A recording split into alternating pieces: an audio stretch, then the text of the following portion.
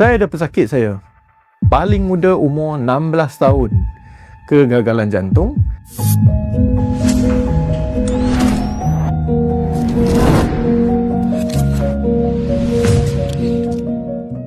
Kita boleh dapat mengenal pasti punca kegagalan jantung lebih awal. Sebab saya ada pesakit saya.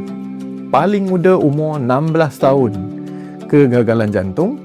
Dan kita dapati dia punya masalah injap sangat-sangat kronik dan memerlukan pemindahan jantung.